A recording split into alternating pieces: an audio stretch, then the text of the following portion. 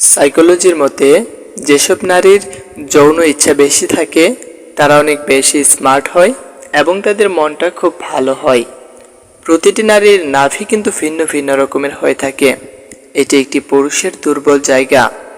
একটা নারীর নাভি দেখলে একটা পুরুষ তার প্রতি দুর্বল হয়ে যায়। একজন চরিত্রহীন নারী যখন কোনো সুন্দর অপরিচিত পুরুষকে দেখে তখন তার মায়াবী চোখ দিয়ে তাকে ঘুরে ঘুরে দেখতে থাকে। ওই মেয়েটির দিকে লক্ষ্য করলে দেখা যাবে যে মেয়েটির ঠোঁটে মিষ্টি মিষ্টি হাসি খেলা করছে। সাইকোলজির মতে যদি কোনো মহিলা আপনাকে দেখার পরে বারবার তার ওড়না ঠিক করতে থাকে বা স্তন ঠিক করতে থাকে তবে বুঝে নেবেন সে আপনার সাথে সঙ্গম করতে চাইছে। যদি কোনো মহিলা বেশি বেশি মেকআপ করে নিজেকে আকর্ষণীয় দেখানোর জন্য তার অঙ্গগুলো খোলামেলা করে রাখে তাহলে বুঝে নেবেন সে কোনো পুরুষকে আকর্ষিত করতে চাইছে। যে মহিলাটা নিজের শরীরকে অপরকে দেখানোর জন্য খুলে রেখে দেয় এরা আর যাই হোক ভালো নারী হতে পারে না।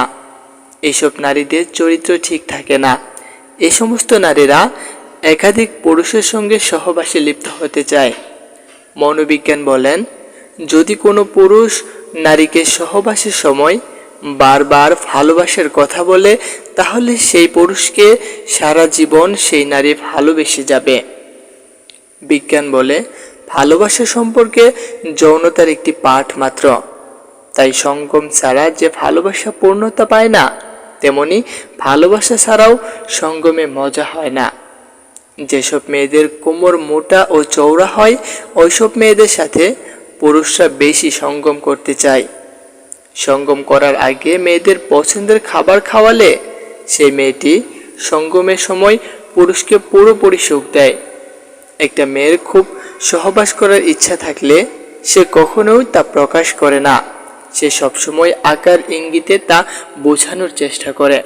আর সেই পুরুষ তার এই আকার ইঙ্গিত না বুঝে সেই পুরুষের সাথে মেয়েরা সঙ্গম করতে চায় না।